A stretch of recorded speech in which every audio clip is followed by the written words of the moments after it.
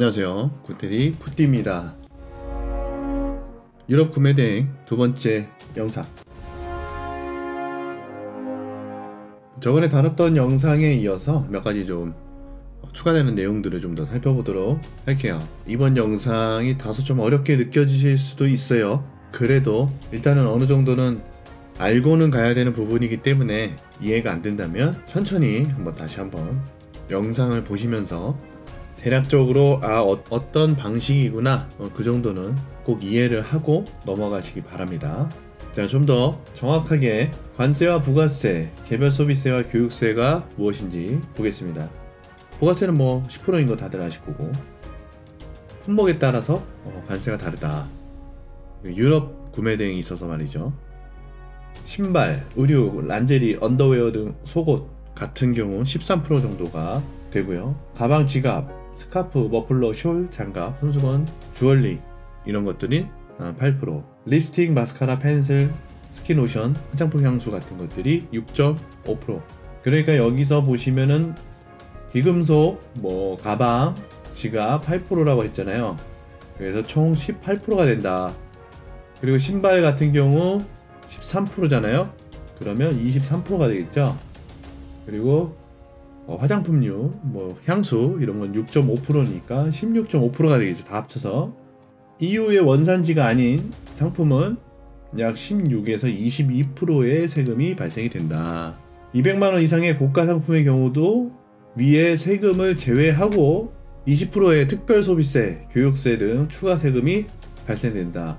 그러니까 여기서 말씀드렸던 그 예시를 드렸던 내용을 왜 고급 핸드백과 일반 핸드백이 세금이 금액이 다르냐, 그런 부분을 이제 여기서 좀 더 정확하게 살펴보는 거예요. 그래서 국내에서는 관세청에서 원화로 200만원이 넘는 핸드백은 고급 핸드백으로 분류가 된다. 그래서 200만원이 넘는 제품은 특별소비세와 교육세가 붙는다, 이렇게 보시면 돼요. 그러니까 해외 명품 구매 대행은 직구도 마찬가지예요. 직구한다고 해서 안 붙는 거나 그런 건 아니에요. 다 마찬가지고요. 명품을 취급할 때는 이 특별소비세와 교육세도 참고를 해야 된다. 그래서 개별 소비세는 과세 가격에서 200만원을 빼고 그 남은 금액의 20%, 교육세는 그 20% 나온 금액의 30%. 이해되셨나요? 자, 다시.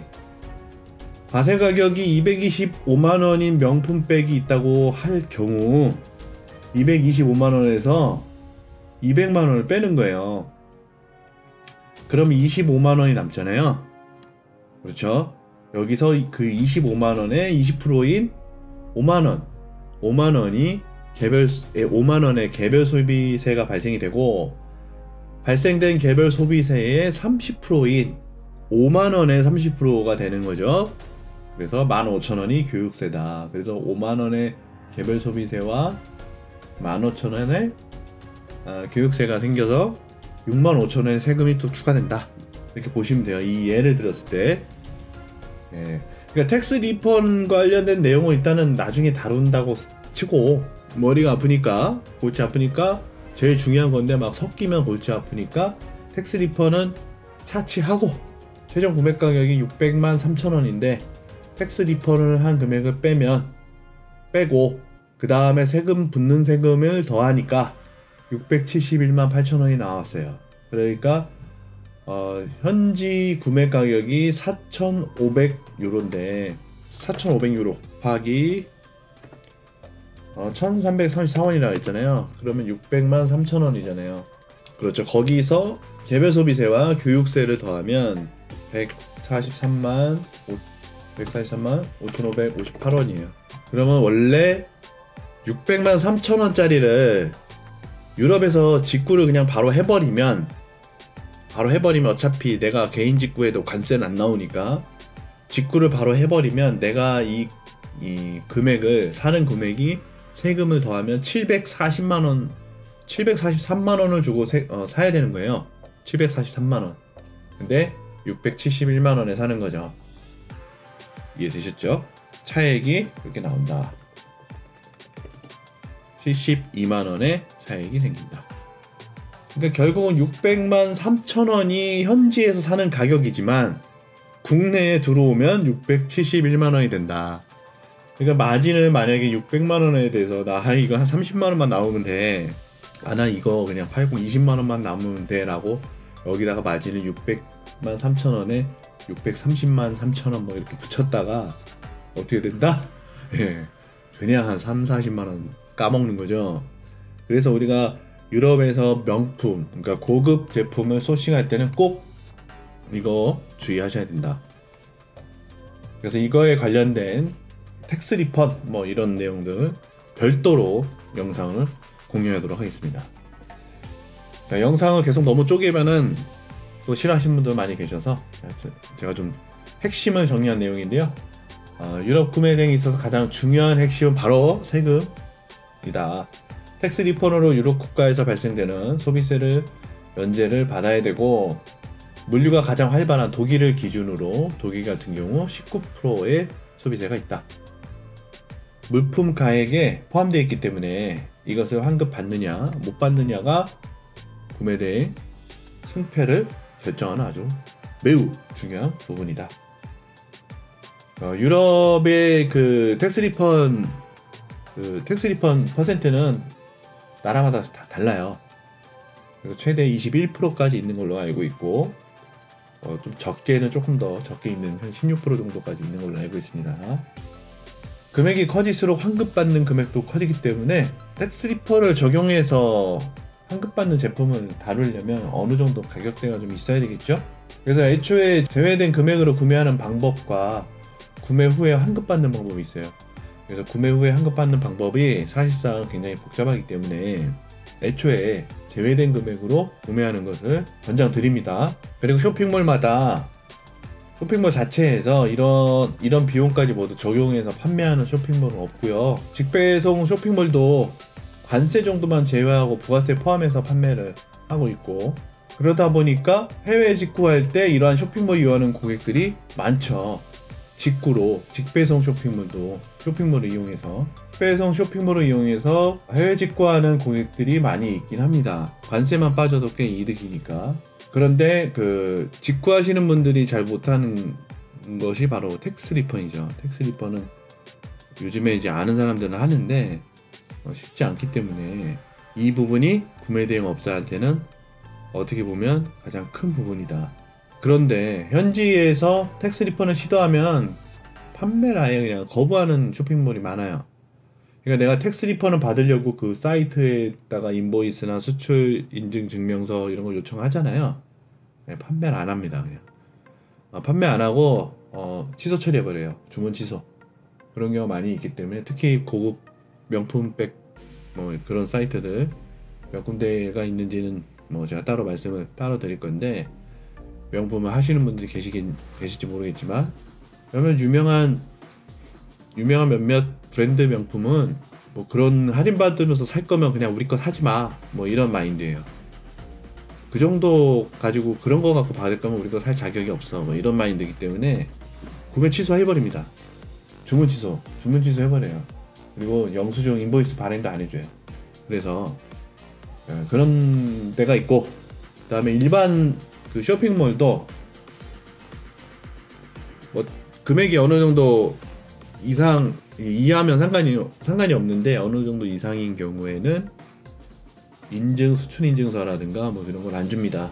그래서 가장 완벽한 방법은 현지의 법인 회사를 설립해서 그 회사 이름으로 상품을 구매해가지고 한국으로 수출 신고를 하는 거죠. 그게 가장 완벽한 방법이에요. 독일에다가 법인 회사를 설립을 하는 거죠. 그런데 우리 개인 업자가 어떻게 그걸 다 합니까? 그래서 배송 대행지를 이용하는 거죠. 통상적으로 많은 배송 대행 업체에서 구매 대행지 텍스 리펀의 절반 정도를 수수료로 가져갑니다. 알고 계시죠? 소액인 경우에는 뭐 큰 금액은 아니지만 100만 원 정도 되는 금액이라면 19% 텍스 리펀 기준으로 약 수수료만 10만 원을 납부하게 되는 거예요. 그래서 유럽 구매 대행 배송 대행지를 설립하여 운영하는 업체들이 늘어나고 있죠. 그러니까 택배 배송비 마진 뿐만 아니라 이 텍스 리퍼를 통한 수익이 이게 한 명이 100만 원 만약에 뭐 1000만 원 그 텍스 리퍼라는 금액이 뭐 회원 수가 많아서 또 뭐 물량이 많아서 그게 1000만 원 억 단위다 그러면 10%면 얼마예요? 꽤 되겠죠? 그래서 저는 이거는 아직까지 흐름이 그런 거지 시간이 지날수록 이러한 수수료 방식의 배송대행지 운영은 점차 없어질 것이다 이렇게 보고 있습니다. 그래서 이걸 가지고 수익을 내겠다고 독일의 배송대행지 뛰어들면요 뭐 당장은 뭐 어느 정도 수익이 나겠지만 장기적으로 봤을 때는 힘들다. 이런 방식 텍스 리펀의 수수료를 가져가는 방식은 점점 사라질 것이다. 그렇게 예상을 하고 있습니다. 배송대행 업체에서 구매대행을 통해서 자사비용을 투자해서 구매하는 것도 아니잖아요. 그렇죠? 그 구매하는 셀러한테 돈을 먼저 선물을 받는단 말이에요. 선물을 받아서 구매를 해주는 거예요. 구매를. 그러니까 구매대행이죠. 배송대행지에서 구매대행업을 하는 거예요. 그래서 배송대행지에서 먼저 내가 구매할 상품의 돈을 받아서 구매를 해서 그걸 배송대행 해주는 거잖아요. 그러니까 구매대행과 배송대행을 다 하는 거죠. 그러니까 이제 배송대행지에서 자기네가 가지고 있는 자본으로 사갖고 해주는 것도 아니고 직접 받아서 하는 거기 때문에 돈 들어갈 게 뭐가 있어요. 그렇죠. 완전히 꿀이죠, 꿀. 그래서 금액에 따른 건당 수수료를 받는 게 오히려 바람직한 방식이 아닌가. 그러니까 텍스 리펀을 통한 어떤 구매 대행을 했을 때 구매 대행과 배송 대행을 하잖아요. 배송 대행은 어차피 배송비를 통해서 하면 되는 거고 구매 대행 한 건당 뭐 10,000원, 20,000원 이렇게 그냥 정액제를 받는 거죠. 정액제를. 그래서 뭐 50만 원짜리를 하든 20만 원짜리를 하든 100만 원짜리를 하든 한 건을 구매를 대행해주면 그 물품가액의 뭐 8%가 아니라 건당 뭐 50만 원 이상 되는 거는 2만 원, 50만 원 이하짜리는 10,000원 뭐 이런 식으로 건당 받는 게 훨씬 낫지 않냐 이거죠. 또 그렇게 해야 되는 게 저는 맞다고 봅니다. 뭐 그게 10,000원이든 2만 원이든. 예. 그리고 이제 다른 부가적인 수익들이 많이 있잖아요. 인보이스, 뭐 인증 수출 인증서, 수출 인증서 이런 것들이 만약에 필요하다 그러면 그냥 떼줄 수는 없잖아요. 그런 거 발급 비용 뭐 몇천 원, 그리고 또 배송비, 배송대행비 이런 다양한 수익들이 있기 때문에 아무튼 이거 뭐 8%, 9% 지금도 많거든요. 지금도 그렇게 할 테니까 와라. 많은데 저는 예. 아무튼 예. 제가 유럽 구매 대행을 하면서 구매 대행을 어느 정도 배우고 하다가 안 한 이유 중에 하나가 이거예요. 가만 보니까 아니 나는 내 돈 들여서 이게 구매 확정이 일어나서 나한테 다시 돈이 들어오기까지 기간이 꽤 되고 그게 완료될 때까지 구매, 배송, 통관 이런 것들 다 컨트롤 해줘야 되는데 아니 이거 배대지를 갖고 있는 사람은 완전히 꿀이잖아요. 내가 구매한 금액에 무조건 9% 10% 가져가겠다는 거야. 텍스 리펀한 금액에. 그래서 왜? 그런 생각이 들더라고요. 만약에 내가 명품 구매 대행 한다고 막 200만원짜리 300만원짜리 뭐 최소 50만원짜리 살 텐데 그러면 평균가 뭐 100만원이라 치면은 물건 하나 들어올 때마다 너한테 10만원씩 줘야 된다는 거야? 이렇게 되는 거죠. 그럼 나는 9만원 받고 거기다가 배송비는 배송비대로 주고 그래서 아무튼 그랬다는 겁니다. 근데 아직도 그런 배송 대행지가 거의 다 그래요. 아직도 그렇습니다. 예. 그래서 우리가 유럽 구매 대행을 하는 데 있어서 이러한 문제를 찾아서 해결할 수 있는 능력이 얼마나 되느냐가 결국은 구매 대행 업자의 능력이다 이렇게 보시면 되겠습니다. 세금에 대해서 정확하게 인지하고 텍스 리펀의 개념과 방식을 알고 있다면은 분명히 훨씬 앞서가게 될 거예요. 자, 지금까지 이야기한 거를 좀 정리를 해보자면 유럽 구매 대행의 핵심 중에 하나는 텍스 리펀이다. 그리고 관부가세에서 관세 면제를 적극 활용해야 된다.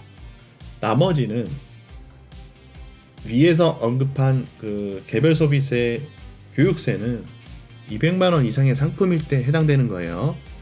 그래서 200만 원 이하의 상품이면 생각할 필요가 없어요. 생각할 필요가. 그냥 관세가 면제되고 텍스 리펀을 얼마나 잘 받느냐가 중요한 거예요. 아시겠죠? 거의 대부분은 200만 원 이하일 거기 때문에. 그리고 200만 원 이하 이상이어도 명품 뭐 고급에 속하지 않으면 상관이 없기 때문에 알고 계셔야 된다, 이해하고 계셔야 된다고 말씀드리는 것이지 너무 그거에 대해서 이렇게 파고들려고 하지 마세요. 만약에 명품 구매 대행을 해보겠다, 명품 구매 대행을 만약에 하시겠다면 명품 구매 대행에 관련된 내용은 별도로 공부하셔야 됩니다. 별도로.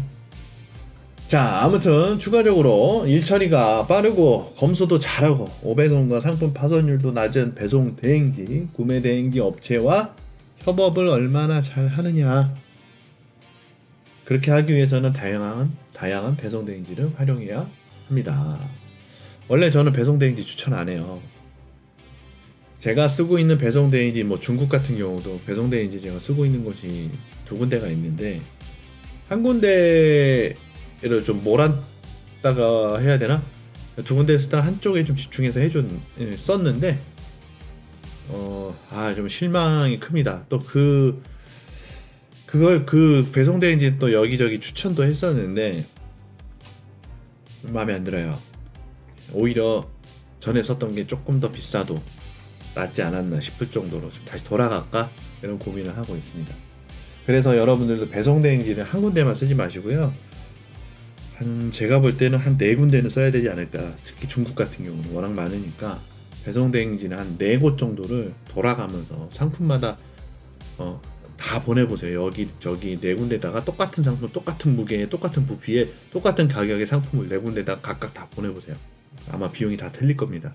그리고 배송 상태, 뭐 배송 중 상황, 뭐 이런 것들이 얼마나 잘 되고, 검수 사진이 얼마나 잘 올라오고, 내용 얼마나 잘 나오는지를 다 보내셔야 돼요. 그냥 소개받았다고 해서 소개받은 데만 쓰지 말란 말이에요, 제발. 아셨죠?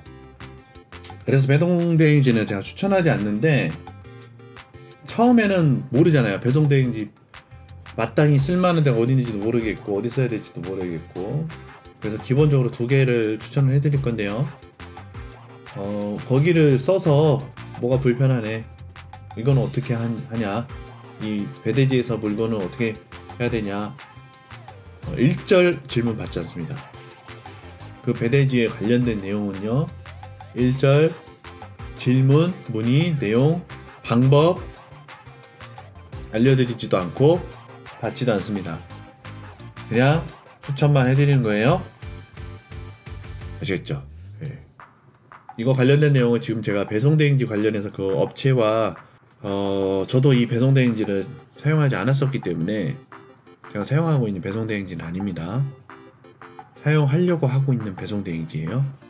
그래서 관련된 영상을 제작하기 전에 지금 어느 정도 준비는 좀 해놨긴 했는데, 조금 더 정리 좀 해서 내용의 장단점, 이 배송 대행지의 장단점을 좀 더 잘 추려서 공유해 드리도록 하겠습니다. 자, 그러면 이번 영상은 여기까지. 다음 영상에 들어가기 전에 볼까요? 3번까지 왔네요. 3번. 자, 거의 절반 왔네요. 예. 유럽 구매 대행 짧게 끝날 겁니다. 영상 한 5개, 6개 정도는 끝나지 않을까. 많아야 6개, 7개. 예. 빨리 끝내죠. 빨리 끝내고 빨리 해야 되는 게 있습니다. 아무튼 이번 영상도 별건 없지만 도움이 되셨다면 좋댓글 해주시고요. 다음 영상에서 뵙도록 하겠습니다. 감사합니다.